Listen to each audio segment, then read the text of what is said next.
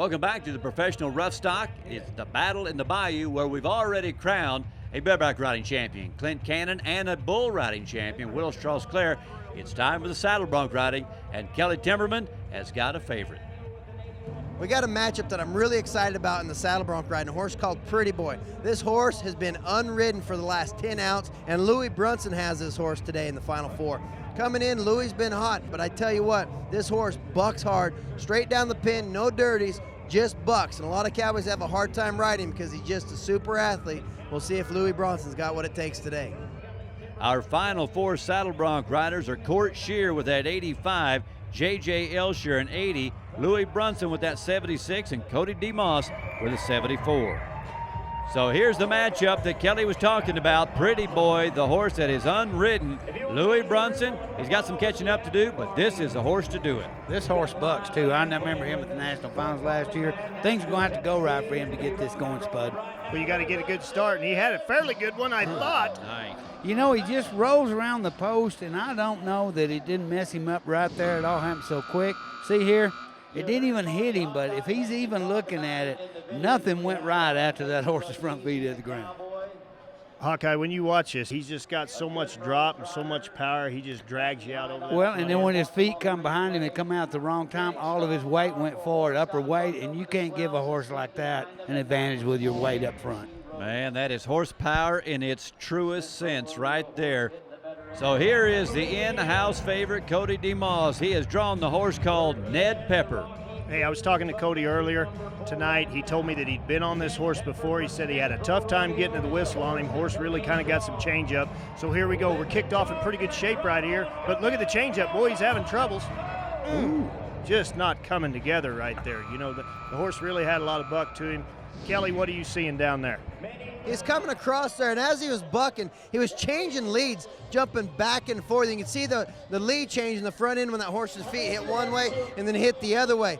Man, that right there is a hard horse to cover, hard horse to get in time with. And you know, that's why these horses are a little bit of an eliminator. Well, I'm glad he put it as a little bit of an eliminator because that is a good bucking horse right there. He did have a few changes in there. Cody DeMoss, good enough bronc rider to not let that bother him. I'm sure he's upset about it. 2 up and 2 down.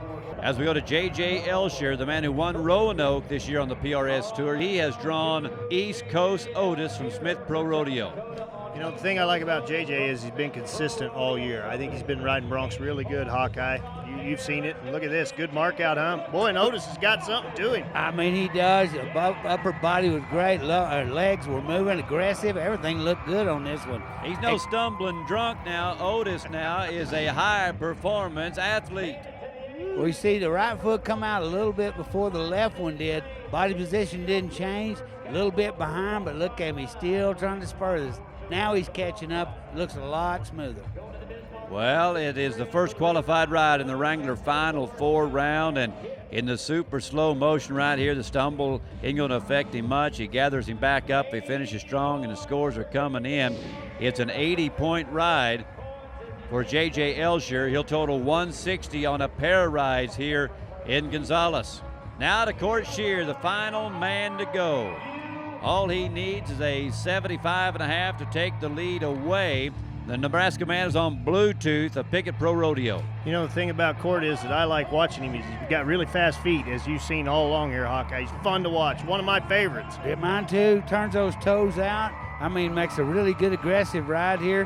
Had a little bit of trouble at the first getting going, them first 2 jumps, but it clicked. We see the spur out. Horse pulled on him, pulled his feet out after the spur out. So just took 1 extra jump. Look at this. Toes turned out, making it look easy. Rides like his feet are on fire. Court Shear on Bluetooth. I don't think he's going to have any problem getting that 75.5. And Court Shear gets an 80. And the Nebraska man is going to pick up his first ever professional Roughstock event championship.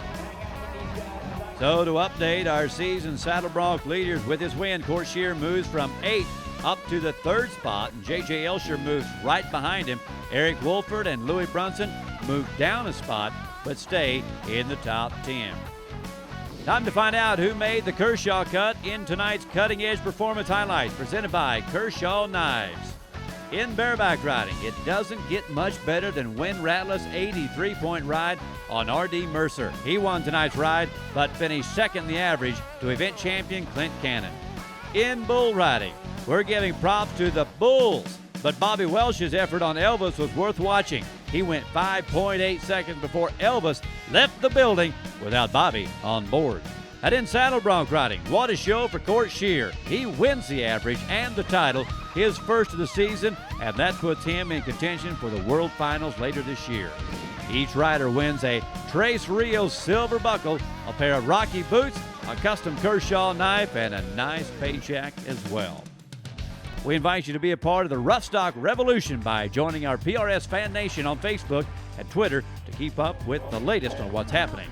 Meanwhile, log on to ProRoughstock.com for more video, all the scores, news, and information from the PRS touring during the 2013 season. Next week, we head to Great Lakes Country, Toledo, Ohio, for the 2013 Toledo Open.